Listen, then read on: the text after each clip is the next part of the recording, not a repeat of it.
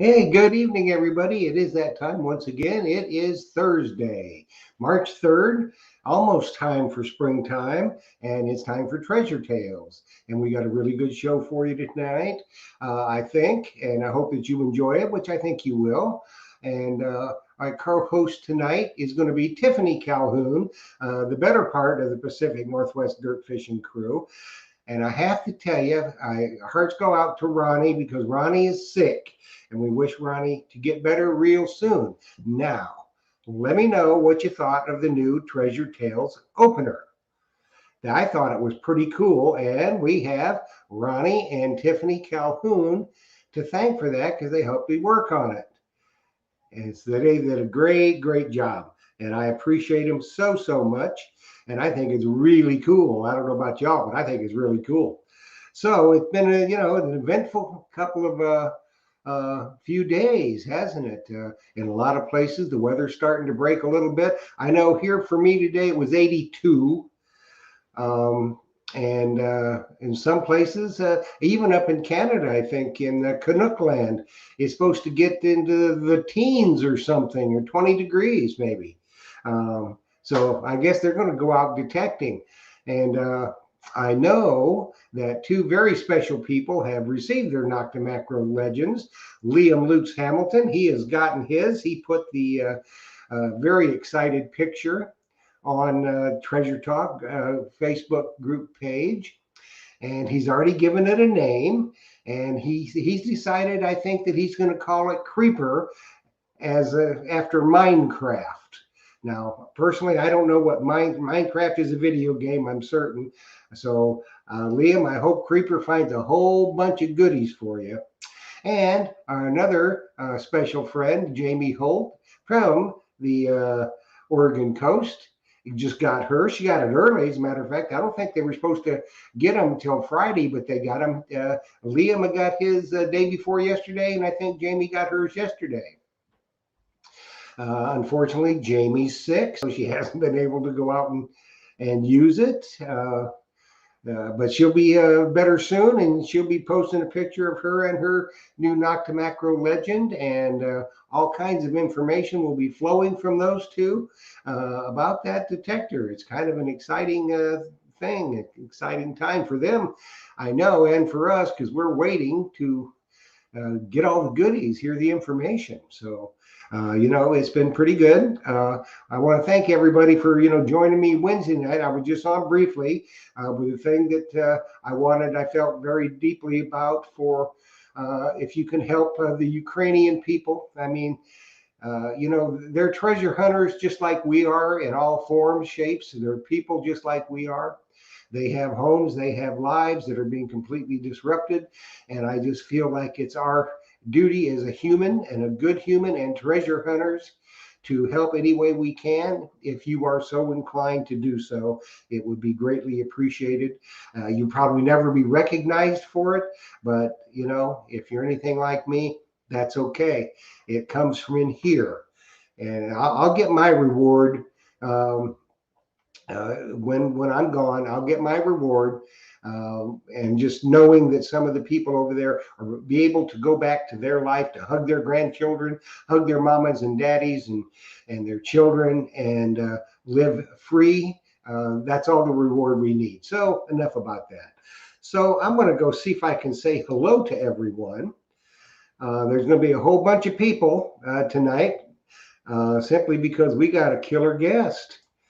And so let's go see if we can say hello to everybody tonight. The first one in the chat was Adele Lempersky Rutherford. Hello, Adele. We're glad that you are with us tonight, and I hope young August is watching with you.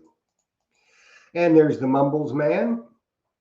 The Mumbles Man is in the house. He's my brother from another mother. He will be up here next week. So next week on Treasure Tales, he'll probably be sitting right here in the Treasure Talk studios with me. And we're going to do some detecting. He got his Deus 2. I've got my Deus 2. We're going to take the Deus 2s out. John David is going to be with us. He's the one that inspired me to create the Blue Spade Society. His legend should be here by next week. So he'll have that when we hunt, and we scored a permission from an 1840s farm. So it's going to be interesting to see what we can find. It'll be fun anyway. Spending time with John and the Mumbles Man is always a good time for me.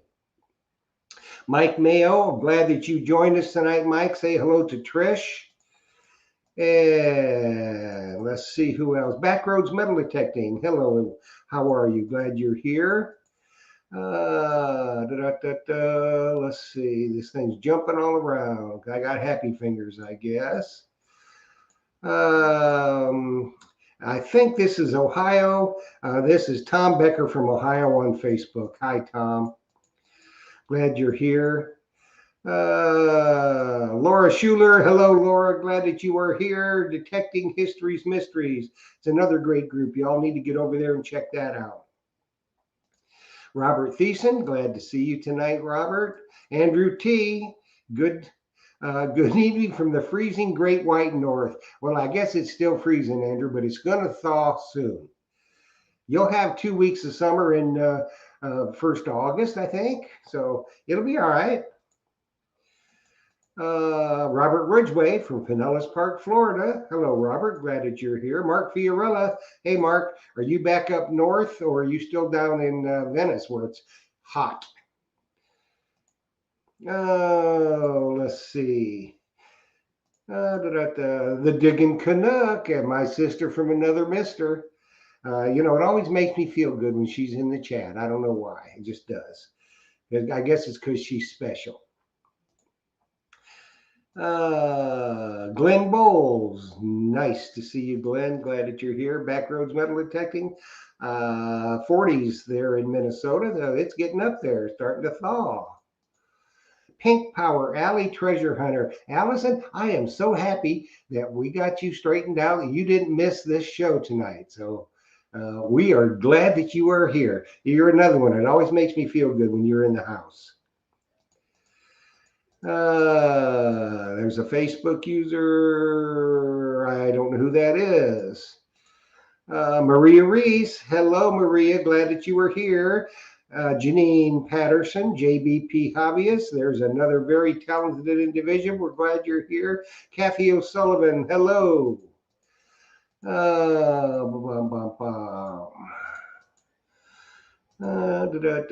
Janine Hoban. Glad to see you tonight, that you were able to join us. Twin Diggers, Minnesota, a couple of real cute girls from Minnesota, and you're going to get to meet them soon on Treasure Tales. That'll be fun. And let's see who else is in there. Ski Searcher, glad that you're here tonight. Let's see. Jamie Holt. I hope that you were feeling better, Jamie, because you got, I don't know what you named that legend, but you got to get out there and find some goodies. So let's see who else is here. The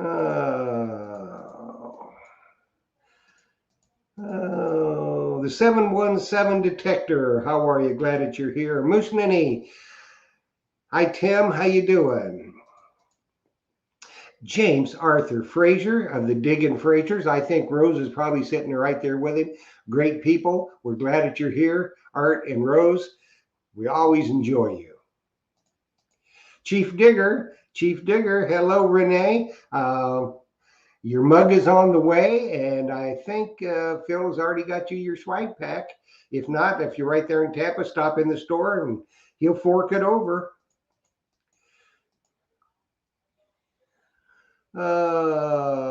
Gene Martin, how are you? Let's see. Heritage Relic Hunters, hello from Hawaii. Yeah, I would, if I was in Hawaii, I'd be going detecting tomorrow too. I hope you find some good stuff.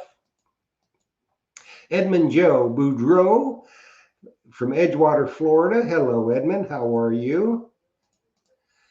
So there's a Facebook user. I can't tell who that is. And I hope that I'm not missing anybody. But, it's possible, especially with me. Oh, I think we might be getting who is in the chat. John Donaldson. Hello, John. I'm glad that you joined us tonight. Ohio River History. Hello, how are you? Dig it up, boys. Nice to see you tonight. Uh, Lisa P. is another great special friend of mine. Lisa P. Hello, how are you? And Gene Martin. I don't know if we said hello to you, but hello. So I think we've gotten to the end of the chat, and there'll be more people coming in. So why don't we do this? I'm going to go ahead and bring Tiffany in, and I'm going to let her introduce our guest for tonight. So everybody, let's welcome my other sister from another mister, Miss Tiffany Calhoun, the best part of the Pacific Northwest dirt fishing. Hi, Tiff. And I Hi, know Ronnie's watching. That's why I said that. he is. He is. Yeah, he's pretty bummed that he's not feeling well because he is a fan of the guest tonight. So, he's bummed. Everybody's a fan of the guest tonight. If not, they should be. Right, right. So, without further ado, we'll just get going because I'm sure everybody is waiting. So, our guest tonight is an amazing person, a well rounded individual. He is a husband, a father, has fantastic friends. He is a musician, a seamster, correct? Not a seamstress, he's a seamster. He he is an incredible detectress and filmmaker, storyteller. So, Green Mountain Metal Detecting, Brad Martin. Hello, There he Brad. is. How are Hello, you, Jeff friend? and Tiffany. Thank you so much for the very, very kind words, and hello to everybody who joined us. I just happened to see my other brother from another mother, Mr. Phil, the Guru Myers, is he's my partner in Treasure Talk. And he is in the house tonight. I think Philip was probably out detecting some today because it was probably about 86, 87 in Tampa. Jealous. Right. Yeah, it was a little. I didn't get out today. I had too much. I got too much stuff going on. Too many chores and stuff like that. I got to put that stuff away. I'm going detecting next week. That's it. It was about 20 degrees here, and we've got several inches of snow, so I haven't been doing any detecting in Vermont for a very long time, unfortunately. Right. Yeah. Right. We're rain. Rain in the 40s, that's us right now. So we haven't been detecting much either, just because of the weather, and Sure. our beaches aren't very good. So, gosh, Brad, where do you want to start? I think the first question that I really think that everybody's on their edge: what got you started in metal detecting or treasure hunting? Sure. I guess the very, very, very start was I got a metal detector for Christmas. I don't remember how old I was. I was young. And, just as I mentioned, here in Vermont in the wintertime, Christmas time, getting a metal detector for Christmas is a tough present to get because you can't use it until springtime. And that was the case with me. I put it in my closet, and I don't think I picked it up for another 15 years. When I was in, my wife and we bought a fixer-upper home. It happened to be a little old farmhouse from 1850. And, I was watching the shows on TV that everybody watches, the Diggers and a bunch of stuff on YouTube. And I said, you know what? I've got one of those metal detectors. I went to my parents' house and I grabbed it. And the very first target in the backyard was a mercury diamond. I was just like, wow. I mean, this is easy, right? If this is going to be like this every single time, like I'm hooked. And I was lucky because that yard had a whole bunch of stuff in it, and it was a great starting point for entry into the hobby. And really from that point on, I was hooked. And that was 2015. So really not all that long ago. Wow. And Wow. almost immediately I started kind of bringing along a camera with me.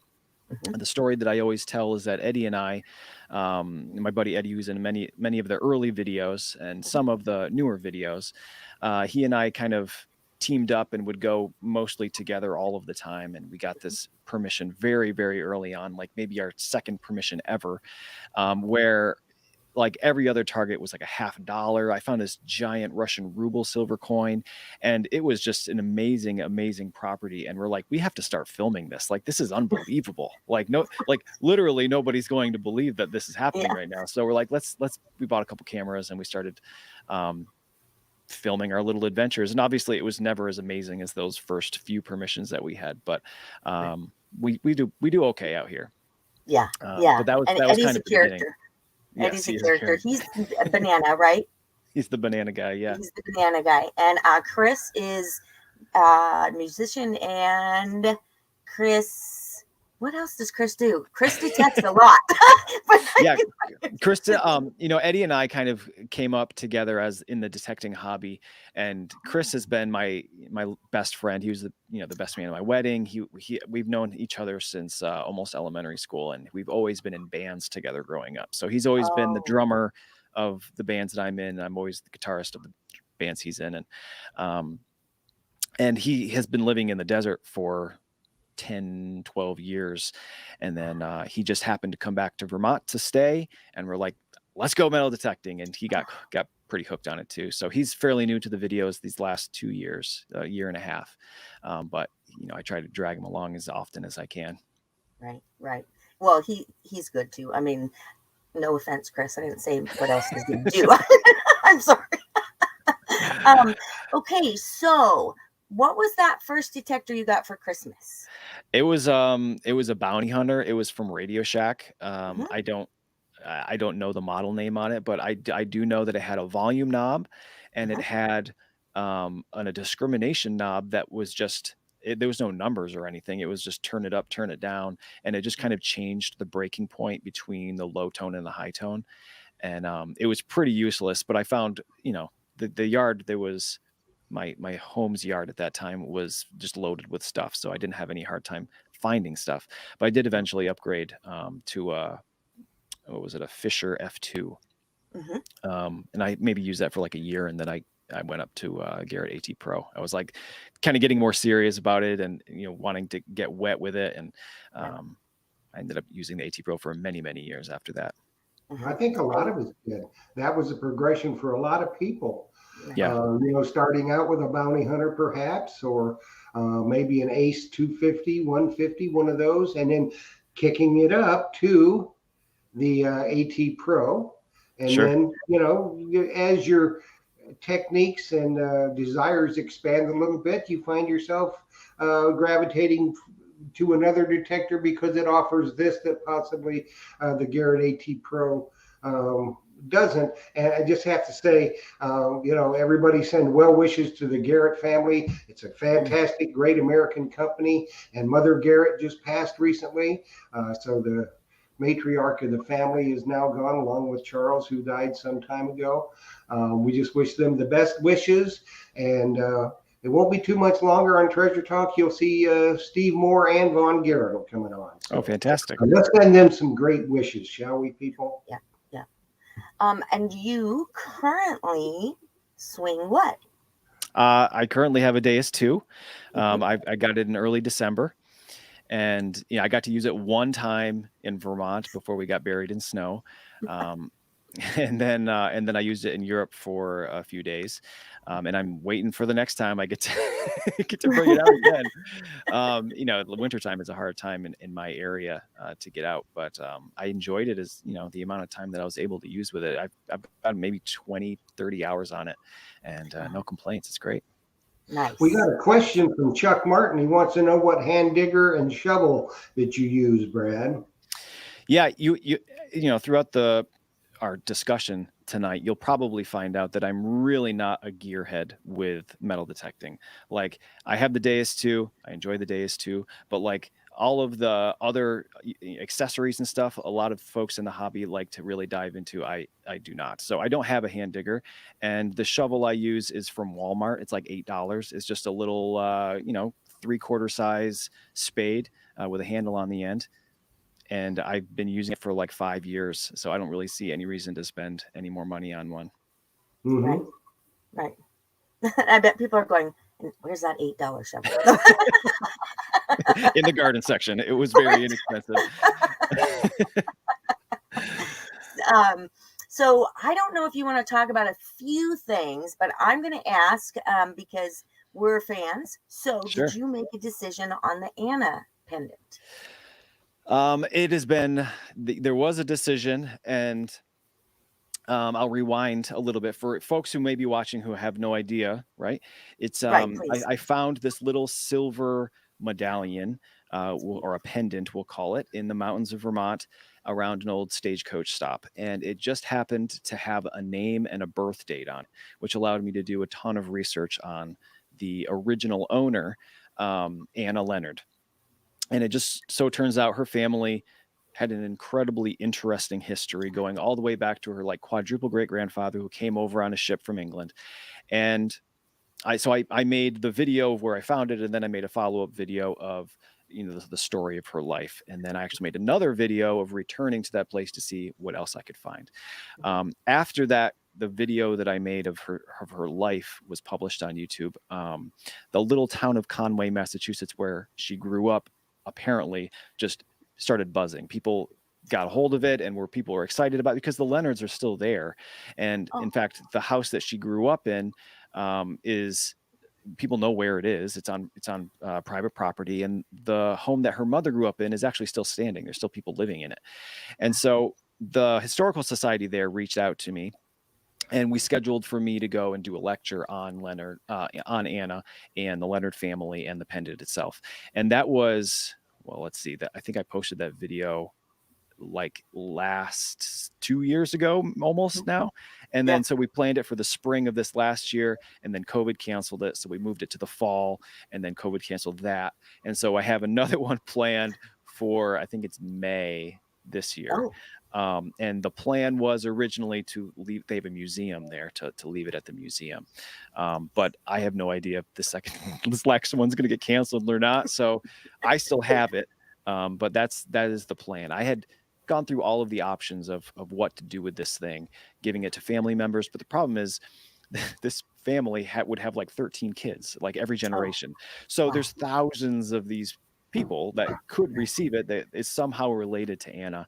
And it's like, how do you choose? And I tried going down like, okay, the oldest daughter of every family, but then, maybe they didn't have children and the line gets broken, and it's, so I decided probably the best way of letting other people who are now familiar with her and familiar with the pendant, that would give them the ability to actually go see it, would be to put it in a museum. And Conway seems like the one to do it.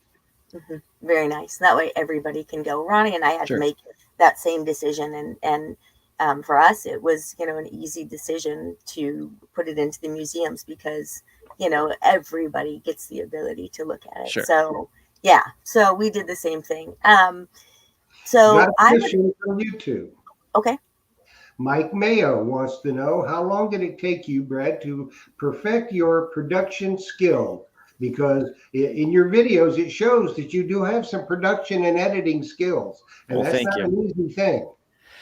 Well, I have zero production education, we'll say. I have no background in video production. I'm a musician. I went to school for music, and I guess it's kind of like in the same department of the school. I kind of mingled with those people, but I didn't really do any videography whatsoever until I started filming myself metal detecting. And as I started progressing on the YouTube channel, and I started gaining a little bit of a community there, the filmography kind of became its own hobby, and I started getting really interested in how I can make that part of it better, in my opinion. And so I wouldn't necessarily say, to answer your question, that I've perfected anything, but I'm thus far happy with the way the videos look, but I'm always looking to make them even better. And so, like, for example, I've noticed, looking back at the last year or two of my videos, that a lot of the bulk of the video is just my hands. I'm talking with my hands, holding the relic, and the camera, is in front of me. So I'm talking. And this last trip to Europe, I always use two cameras, where I had one pointing at my face and I had one pointing at the ground, and I can switch back and forth between those two cameras so that I'm actually speaking to the camera as I'm speaking. And like little tweaks like that, I'm going to continue that, to bring two cameras with me and film both the ground and my face.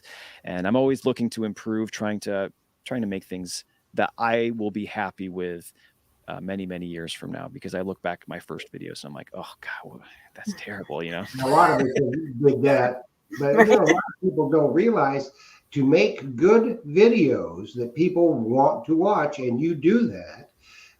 People do want to watch your videos.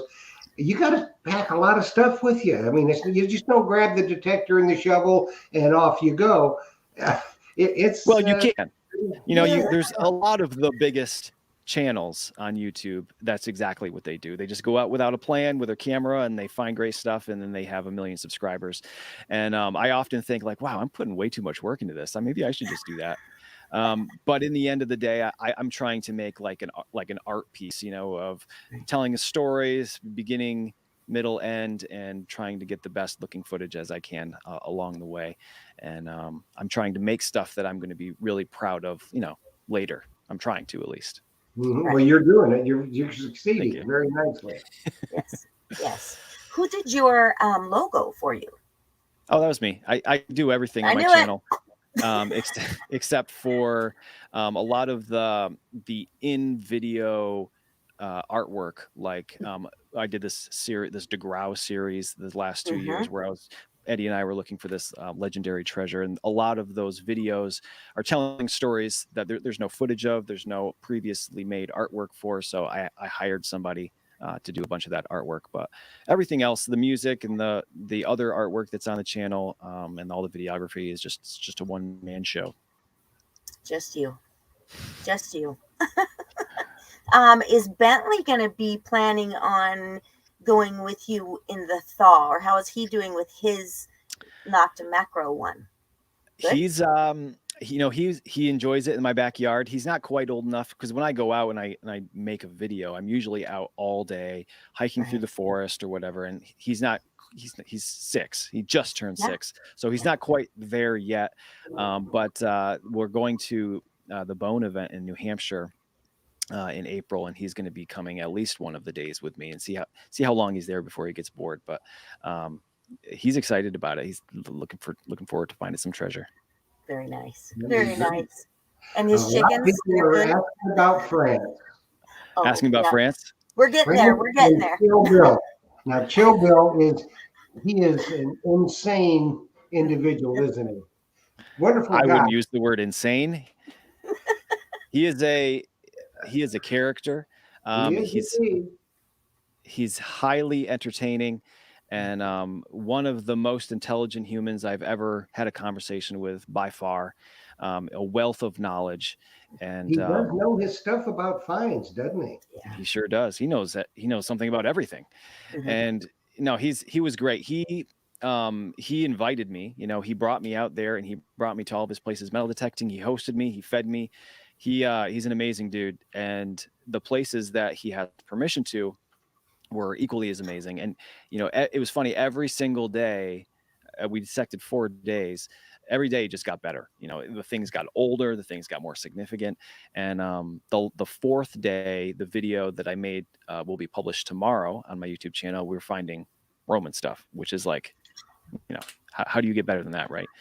Well, you know, it's odd, isn't it, Brad? You know, when we were over there, and I watched your video, and you're going, this stuff's from the 1600s. How great is this? I go, yeah, you know. Yeah. Yeah, and they're saying, you throw it in your pouch, you know. You know, it's funny because you find stuff from the 1300s, 1100s. We were finding, Bronze Age axes and stuff. It's unreal. Yeah. Well, the thing that got me was he brought me to the first field, like, all right, go have fun.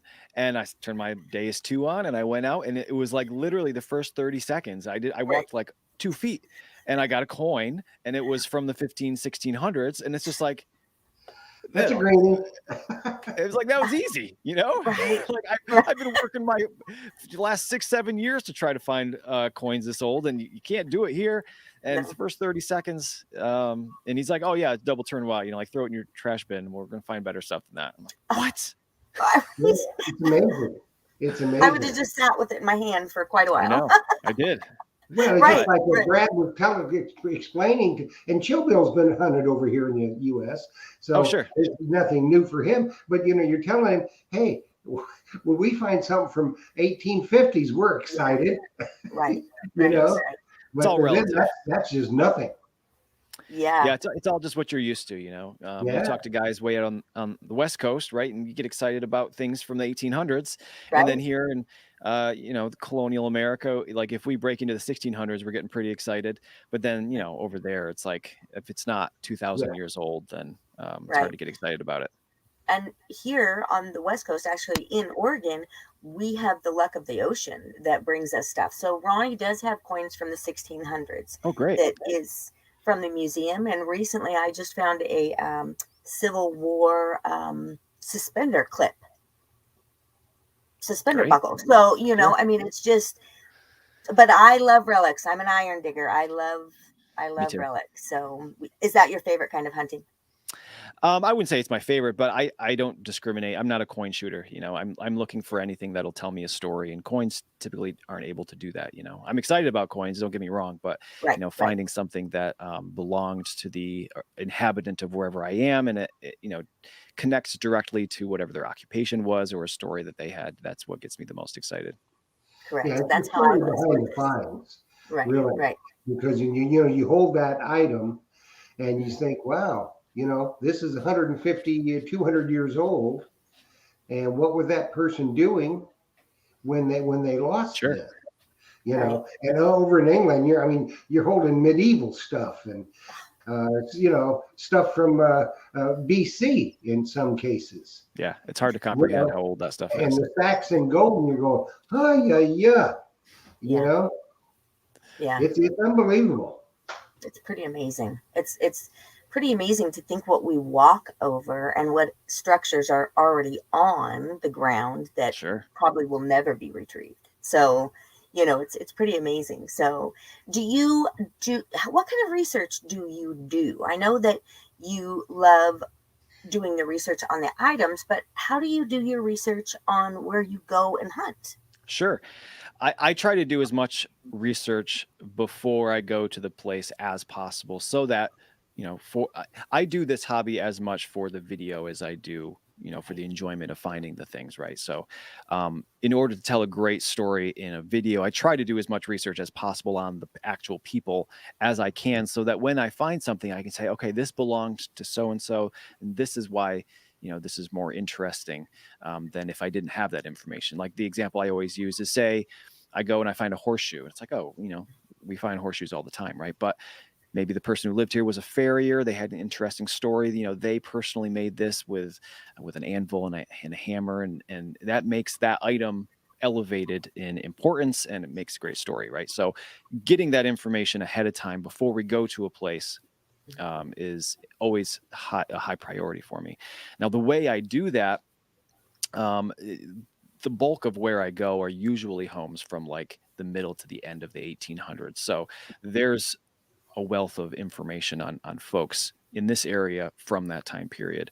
I do a lot of research using first old maps, right? What were these people's names? A lot of the town offices have that information as well. They have property plots all the way back to the 1700s. But once I get these people's names, then I can go to like newspapers.com is a site that I use a lot. It's a subscription service, but it's incredible database where you just type something into the search bar and it just searches like all of the newspapers in the United States back to the 1800s, 1700s in some cases.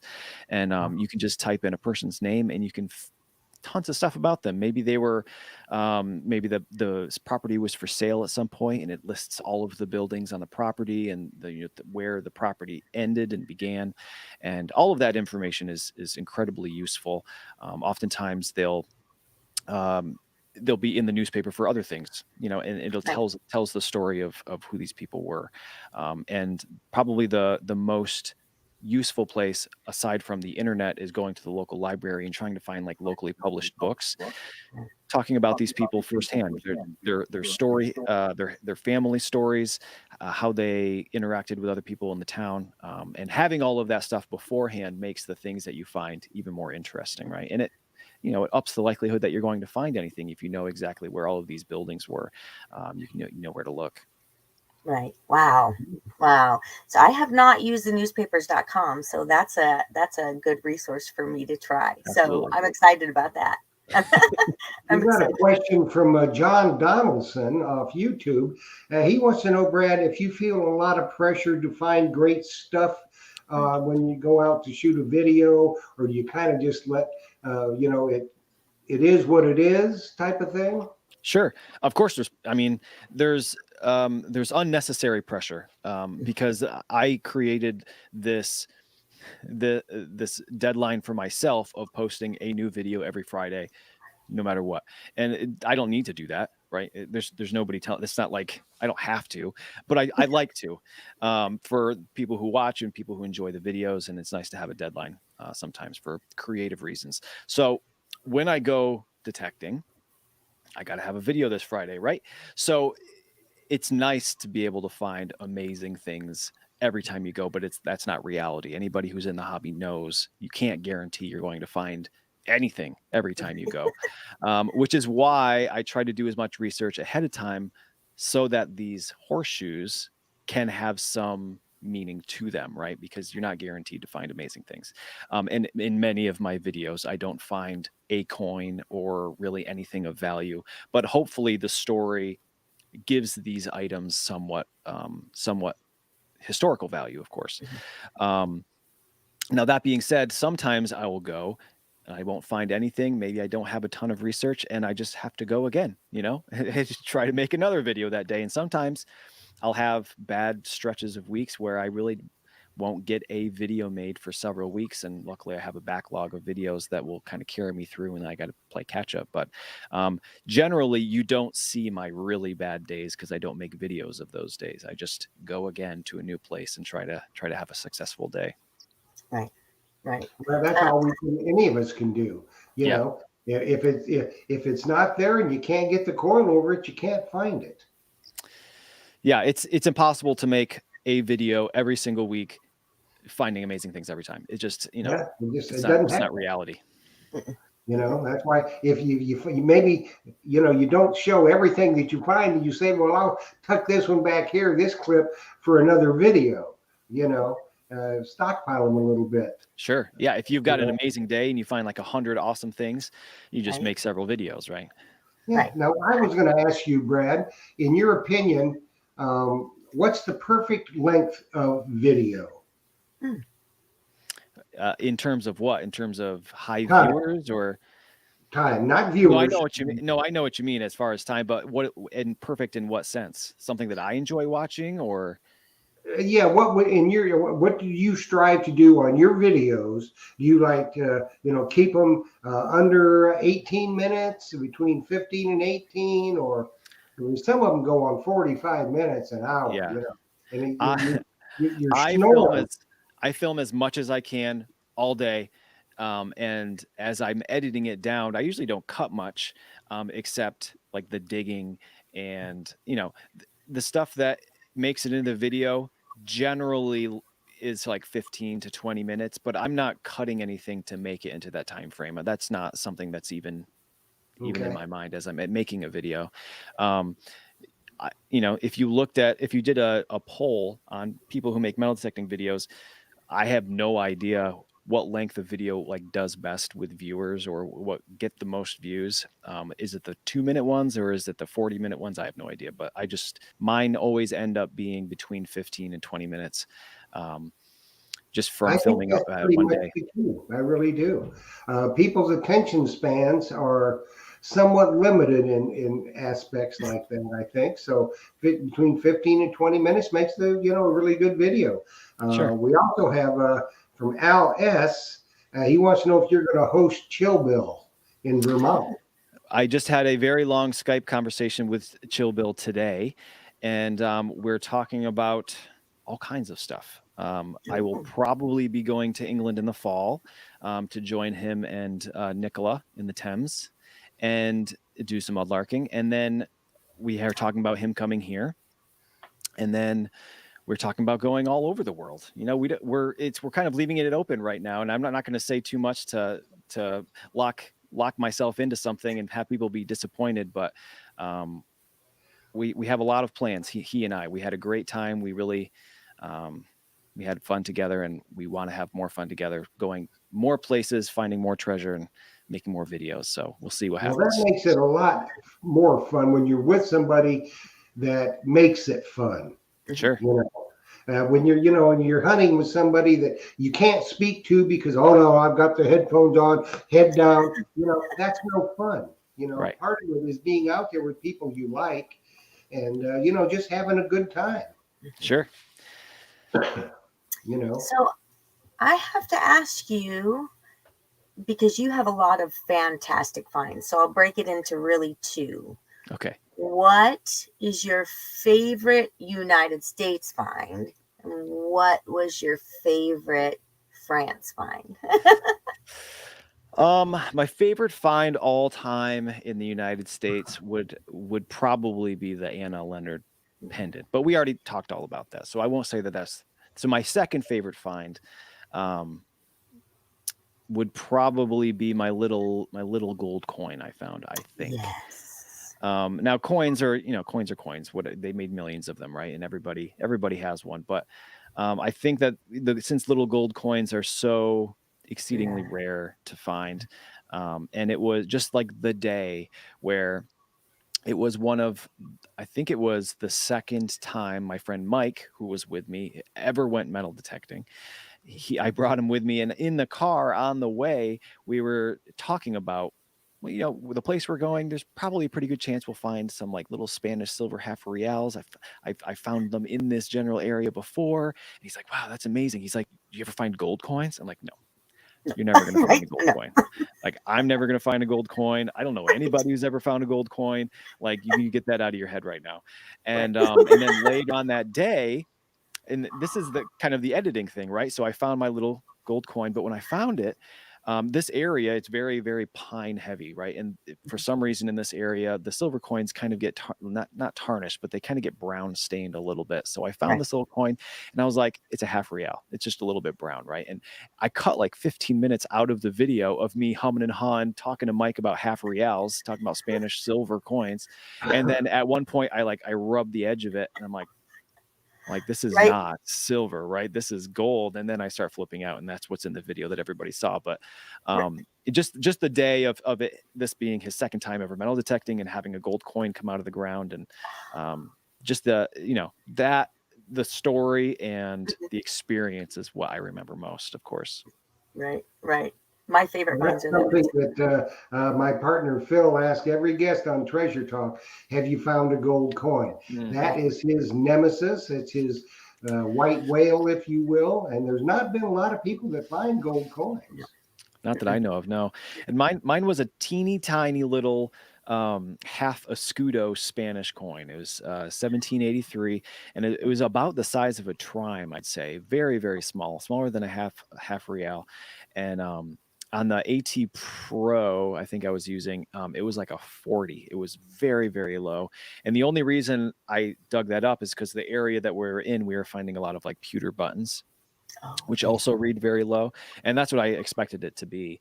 But yeah, they're just, because they're such low readers when they get that small, and they're just, if you're in a park or something, like you'd probably pass that by.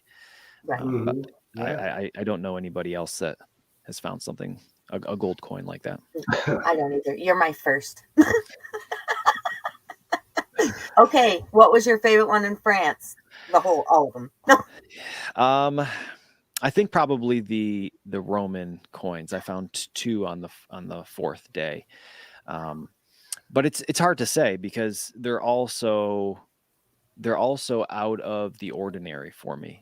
They're all so old, and it's hard to comprehend. I mentioned this earlier, but when you start talking about like the 1700s, like we have a pretty good idea of how old that is. Like maybe we can even trace back to our ancestors to the 1700s.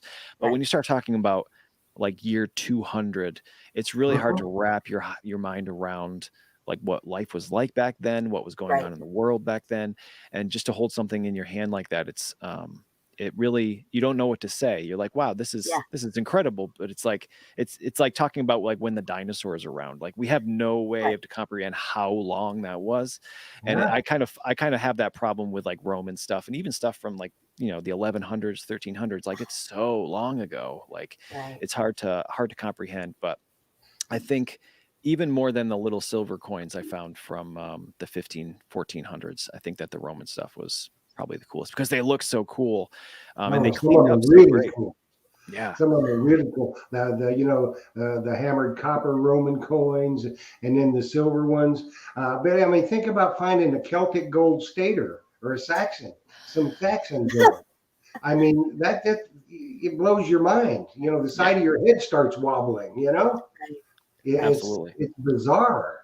And when we were there, one of the guys from Virginia did find, I think it was a Celtic gold stater, and he just kicked over a clod, and there it was. It's freshly plowed field. So, Yeah, um, it's you just never know. And stuff is not that deep. I mean, you it's think true. some of if you could get down 4 or 5 feet, what all could you find? There's got to be a lot of cool stuff down that deep, but a lot of Absolutely. the really the coins and stuff, it's not very deep. Right. Yeah. And they do frown on backhoe digging. So Well, that's yeah, when you're over there. I think the perfect times. Of course, in the summertime, the farmers don't let you on their fields, but I always like to go in the fall. I feel the weather's a little bit better because I don't want to go out and slog in the mud necessarily. But just as they do their fall plowing, um, that's really a good time to go, I think. Sure. Yeah. Something that kind of blew my mind, culture shock, I guess, is when I arrived in France in January, there were little seedlings already growing for the next. They have like a winter harvest, I guess, or a winter grow. So there were some fields that were planted in January that we couldn't go on, and it's just because it's 40 degrees in the wintertime there, so they can still grow stuff. Wow. Yeah. Yeah. Wow. Yeah. That's amazing. Yeah. That's absolutely amazing. We have something from Gary Kerr. He wants you to mention your website. Yeah. Sure. It's gmmd.us, GMMD, like Green Mountain Metal Detecting.us. And what's on there? There's just a link to get to the YouTube channel to watch the videos. There's pictures of like everything I've ever found on there. There's a player where you can listen to the music that is in the videos that I make. What else is in there? I think that's about it. Oh, a store, I guess. There's like t-shirts and stuff. Yeah. Mike Mayo wants to know if your wife has any interest in detecting. She has no interest in detecting. No, she loves that I love the hobby of metal detecting, and she is always interested in hearing me talk about it, but she has no interest in actually going out with the metal detector herself and digging holes. She has her own interests. Mine is the same way, and thank the Lord, she never gives me any grief when I buy stuff. Because Brad, we always gotta get some stuff. You gotta. Well, Jeff, you have a YouTube channel, so all that stuff is tax write-offs. It's your job. Like That's it. That's it. I'm going to work. Hey, thanks, Brad. I I tried that. I tried that. I got the hook. So what are your plans for 2022? If COVID, in the ideal world, in the ideal world. Well, 2 years ago, I had planned to do a bunch of traveling, and then that didn't work, right? Because nobody was doing any traveling in 2020. But this year, I'm planning on doing a lot of traveling. I went to France in January. We have a trip planned to England in late summer, fall. I'll be at Bone in New Hampshire. I think it's April. I do plan on being in North Carolina in a few weeks at Digstock that's down there. In a few weeks, was 3-4 weeks from now. Mm-hmm.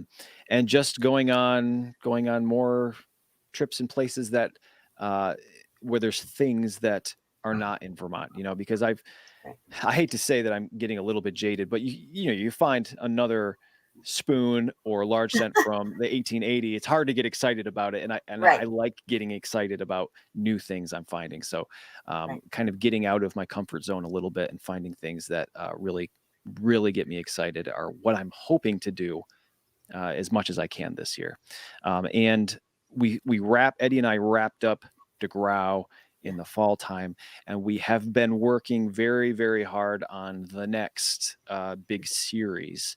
And we're not going to talk about it at all until it's done, because last time we made like 3 or 4 episodes, and then COVID hit, and then there was like a 6-8 month hiatus, and then people didn't care anymore, and then we tried to wrap it up. So this time we're going to film everything and then just post them rapid fire. And so thus far I'm more excited about this one than I was about DeGrau, so hopefully everybody else will enjoy it just as much. Well, that's the thing. You always got to look for, new and exciting things to pique your interest. Sure. That was one of the reasons why we went to England, and I think we'll definitely go back to England. But we're talking about, because, the Mumbles man and I, we're beach hunters. We like to hunt in the water. We're talking about Mexico and, some other places like that. Sure. Let's go down there and see what happens. We've done a series on Treasure Talk about cruise detecting.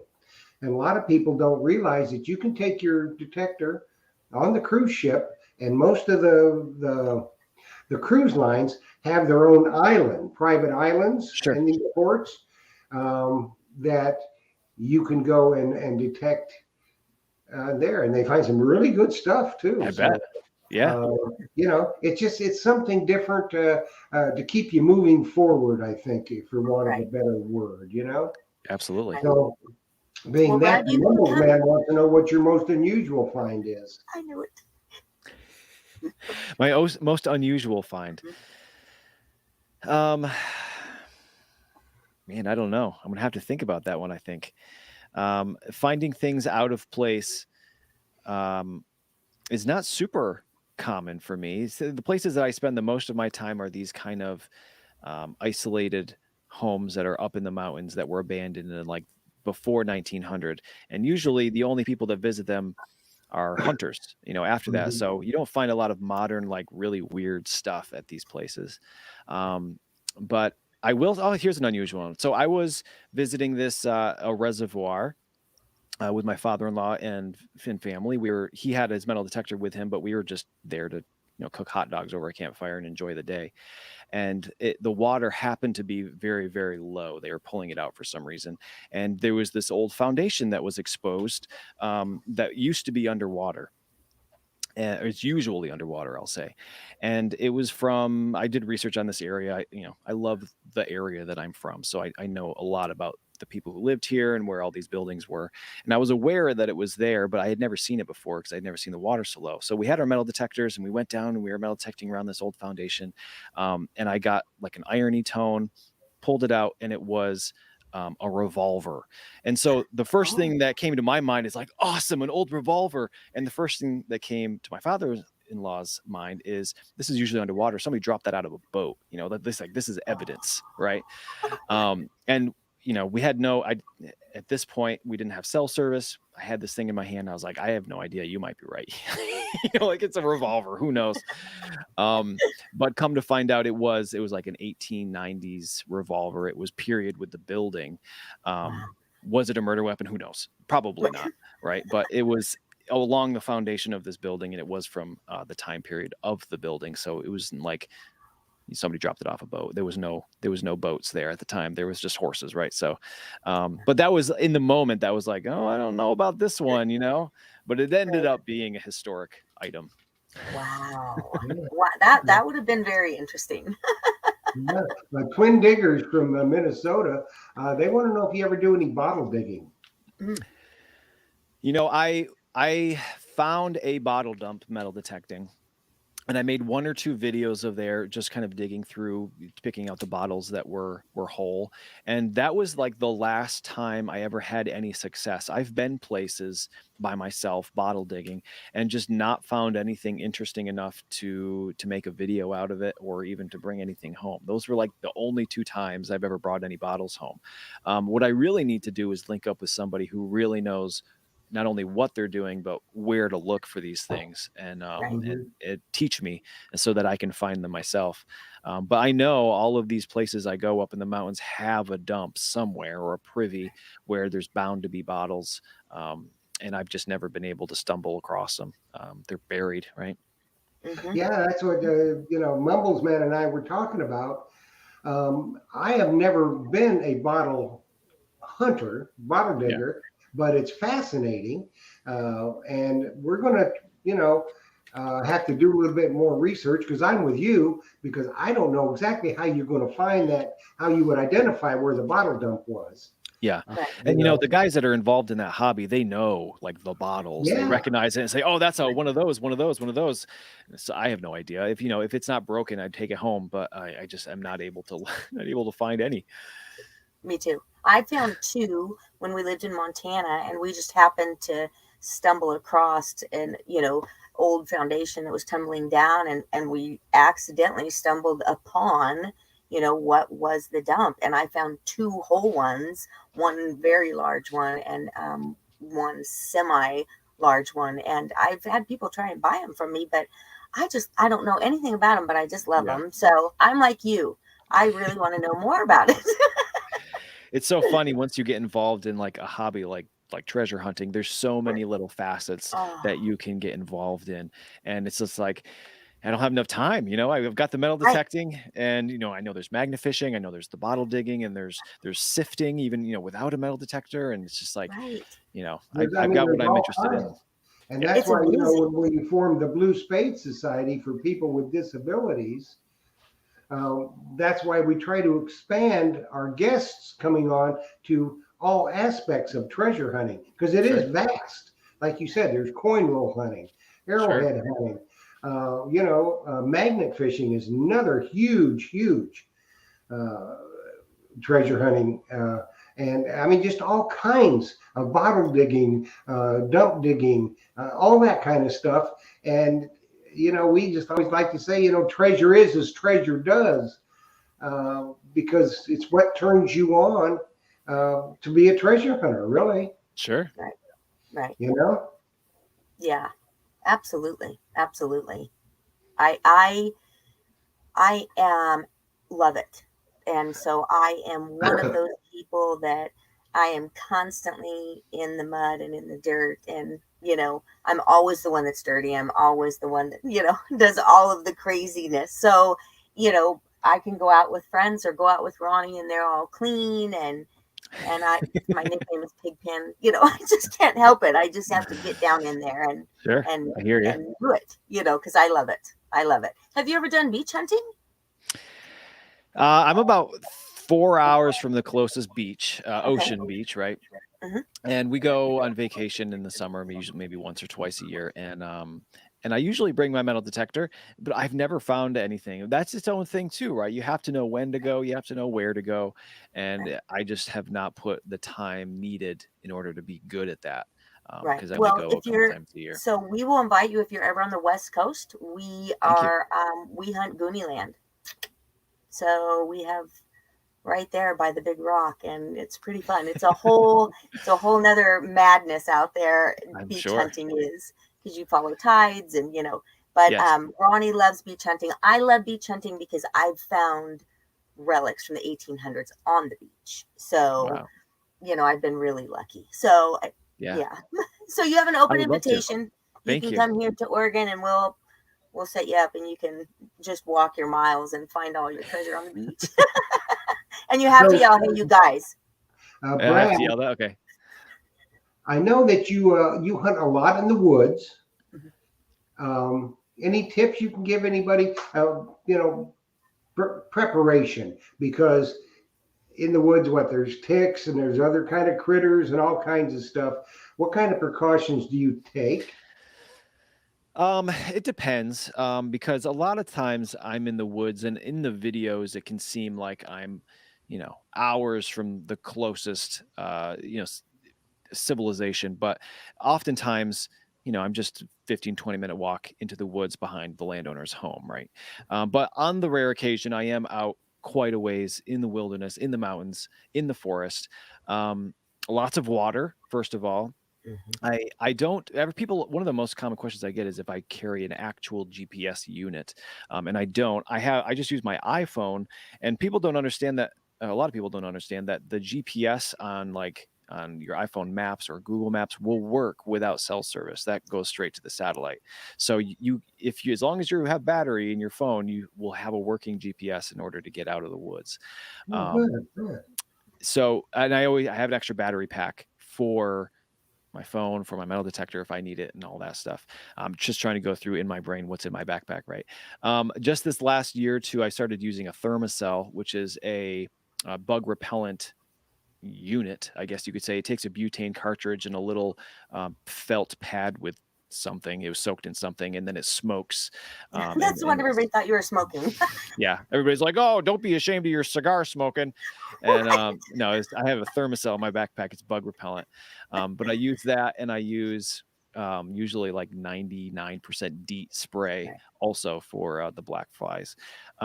Ticks are very prevalent in my area. I'm not personally worried about Lyme disease. I know somebody who's had Lyme disease would probably scoff at me saying that, but my mother's had Lyme disease. Two of my uncles have had Lyme disease. Like a couple of my cousins have had Lyme disease, and they take the antibiotic and it goes away. And what my mentality with ticks is once I get home, I take all my clothes off, throw them in the washing machine. I jump in the shower and I look myself over, make sure I don't have any ticks on me.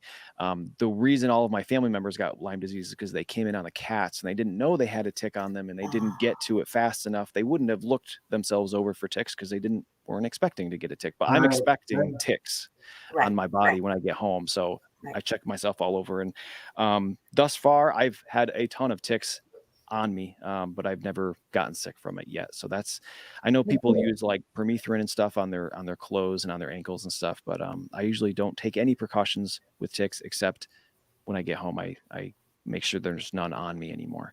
But as for being in the woods, usually the bugs are the biggest problem. I have two ways of taking care of those, and a compass just in case my phone dies. Yeah. Jim Perry wants to know if you are a member of any clubs and stuff in your local area.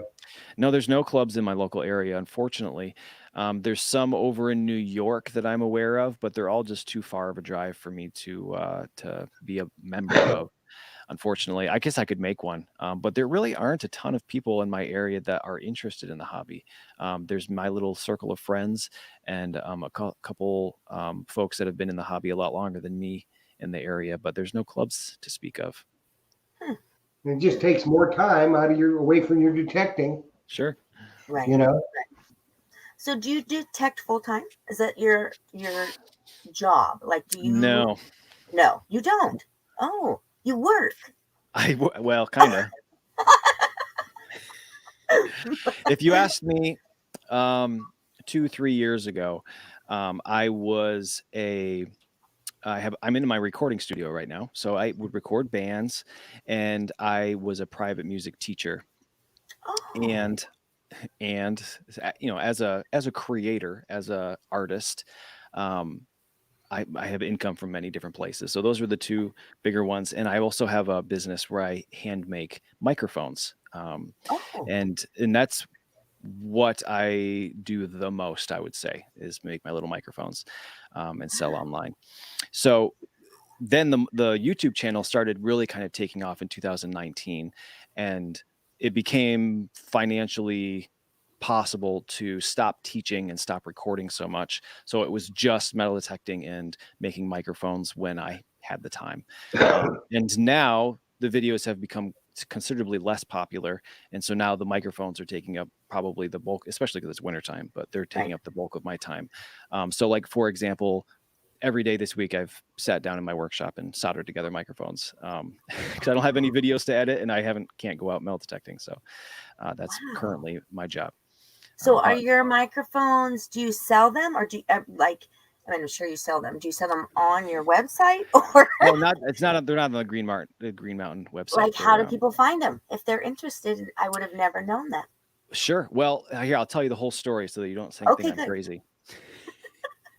So I was in college, and the only thing I wanted in the whole world was to record bands for a living. That was what I went to school for, and that's what I wanted to do more than anything. So I actually ended up getting an internship at a recording studio. Dream realized, right? And I worked there for several years, still in college, just out of college. Wife and I bought a home, and then the studio closed for ownership reasons. And so I wanted to continue recording bands, but I didn't have any money. And if you want to record a drum set, you need like 12, 14 microphones. Microphones are expensive. So luckily, I have some electronics background. I had some very smart friends, and they're like, you should just build your own microphones. I said, okay. So I ended up figuring out how to build my own microphones and putting them to work in my own little studio that I built in my house.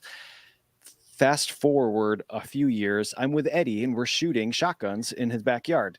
And I had one of these little microphones in my pocket, and we pick up all of our shells at the end of the day. We go inside, we take the shells out of our pockets, and my little tiny little microphone had slipped in to one of the shotgun shells. And I was like, that's kind of cool. It's kind of like a little outfit for my microphones. It's kind of like a little costume.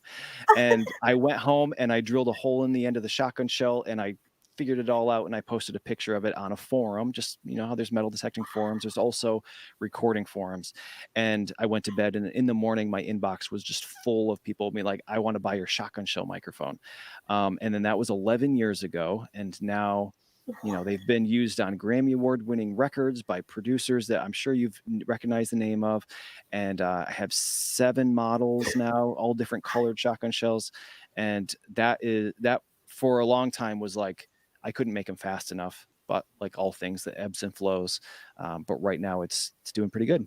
So anyway, they're microphones, but they look like shotgun shells. Wow, that's We've got fascinating.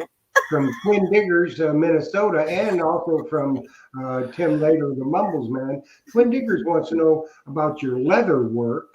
Sure. And Tim wants to know if you make headphones. I don't make headphones. Different technologies go in the opposite direction, right?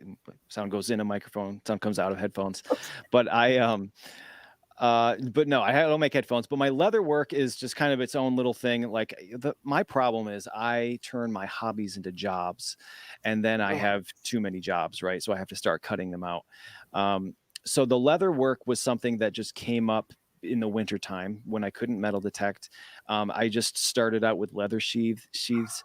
Knife sheaths, and I was very bad at them, but I just kept at it. It was just its own hobby. You sit there and you fiddle around and you make things, and I got a little bit better. You start accumulating new tools.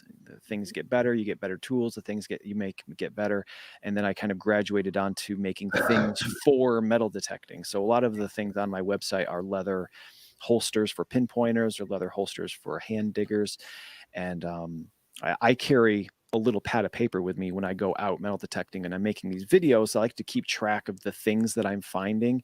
How many things have I found today? How many, shots of B-roll have I taken? That sort of thing. And I made myself a leather cover for that book. And a lot of people spotted it and were like, hey, I'd like one of those. So I offered those on my website as well. These little leather journal covers, I guess you could call them.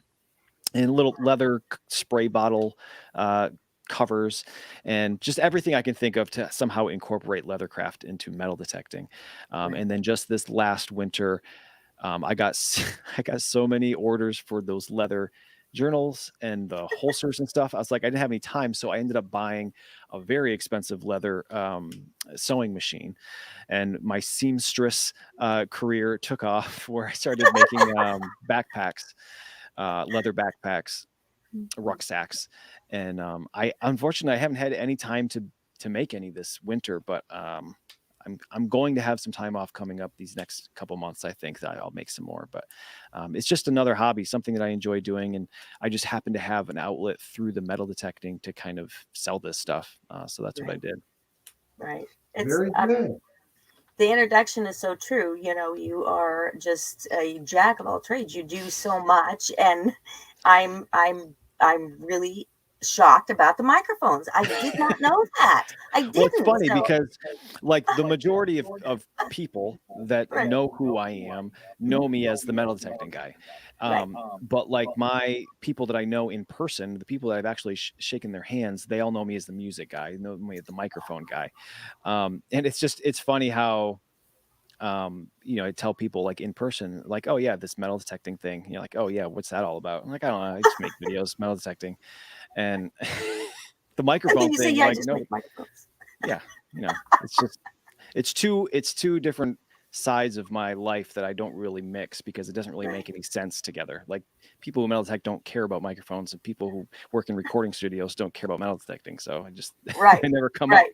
Yeah, I metal detect and then have a whole art shed, so they don't go together. Right. So I get it. Well, at least this way, Brad, nobody has seen you talking to a shotgun shell. So there's that. You want me to plug one in? I can plug one in for you. Let's see it. Hold one up. I want to see it because right, I'm going to go search it. I am. See, I put him on the spot. I would go find it. Oh, I'm sure he's got one right there to hand. All right, I got to mute this microphone real quick. Okay. Oh, we're going to get the whole thing. We're going to hear it even. Yeah, as long as it don't go bang, we're good. Oh,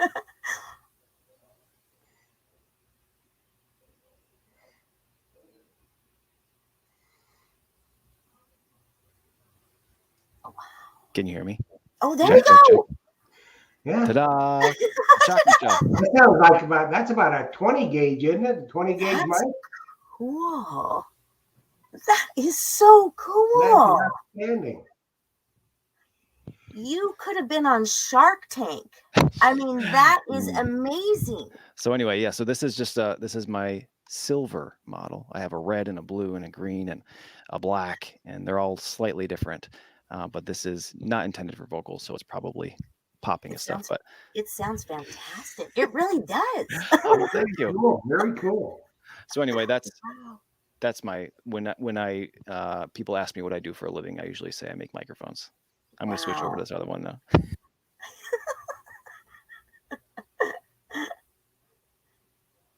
And we'll confuse people and we'll say, Brad Martin, the microphone guy. For sure. All right, I'm back. There we go. I said we'll confuse people and we'll say Brad Martin, the microphone guy, and they'll be like, who?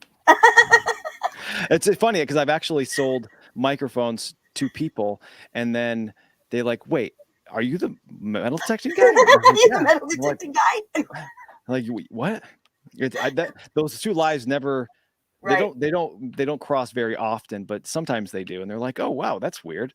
In fact, like Keebler, from the Self Diggers guy, he knows me from the microphones because he's an audio guy. Him and Charlie are both like live audio guys, and they're like, "Oh really? That's you?" Right. Well, it's just, I mean, people's minds probably smoke. You can probably see it coming up that they're just so confused. Well, I think they find it very interesting. Right. And that's one of the good things. If people want to know more about you as a person, sure. And the kind of things you do other than metal detecting, and that's what makes it more interesting for them, I think. I can honestly say that on a more personal level. I can honestly say that Brad is one of the most down-to-earth people. Like when I first reached out to him before the Treasure Tales, he answered and he was just like, blah blah, super human, super down-to-earth, just and it was like, wow, this guy's really amazing. And he just continued to be that. He's never changed. He's always answered a question if I had one, and he's got a good sense of humor, and he's really good to watch. So if people don't know who he is, please go find Green Mountain Metal Detecting. It's well worth watching every episode because he's an incredible storyteller. Really. I appreciate that. Really good videos. They're concise.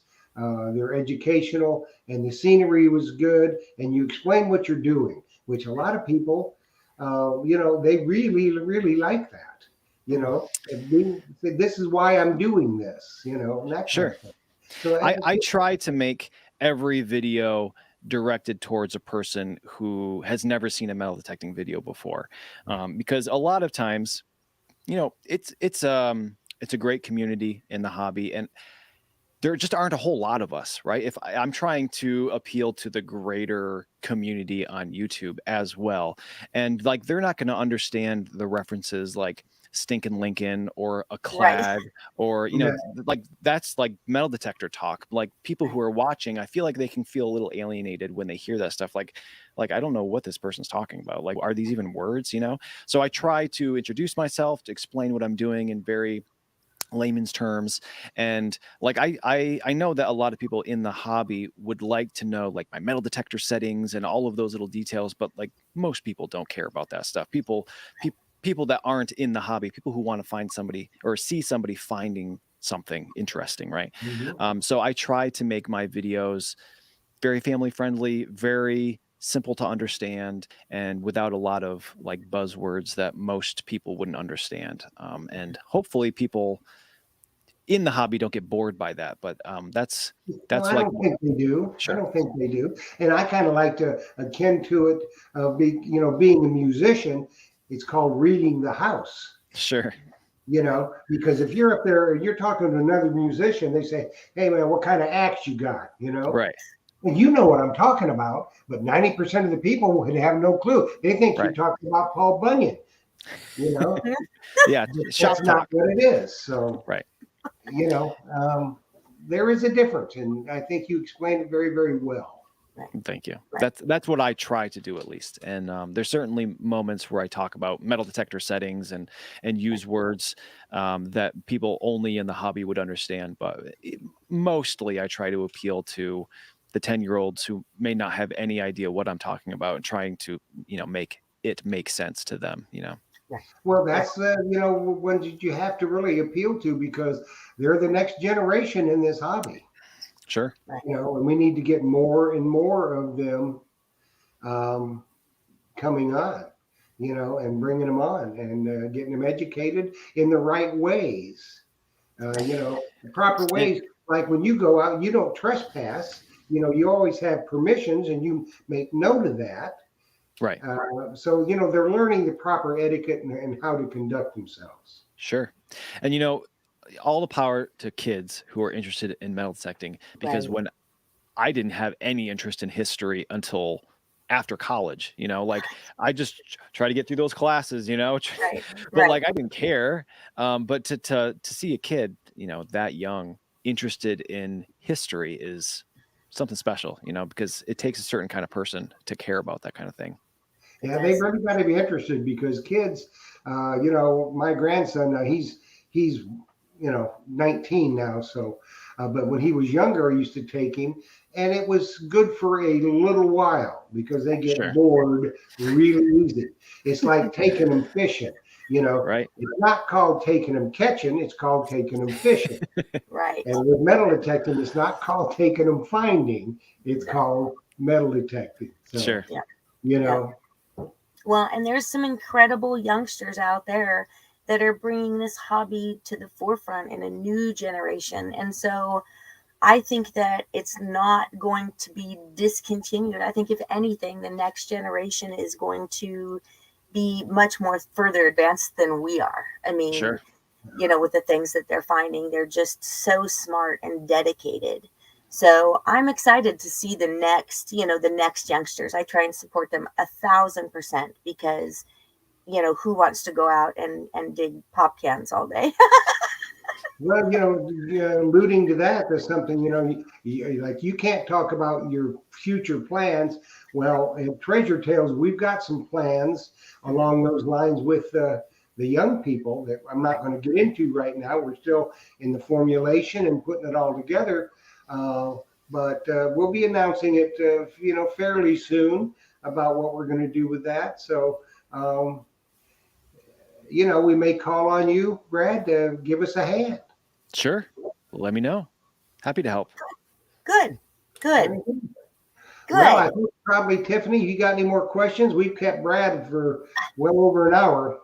You know what? He's just so great. He's saved, and I hope everybody got their questions asked. And if they didn't, shoot them over to Treasure Talk, and Brad might join, or he has a Facebook and Instagram, and he's very reachable. So Yes, I answer all comments, all emails, all messages. I'm just, if you make YouTube videos, my upload button is exactly the same as yours. I do the exact same thing you folks do. It's just, I have time. I take the time to respond to everybody's emails that reach out to me and ask me questions and stuff. No problem.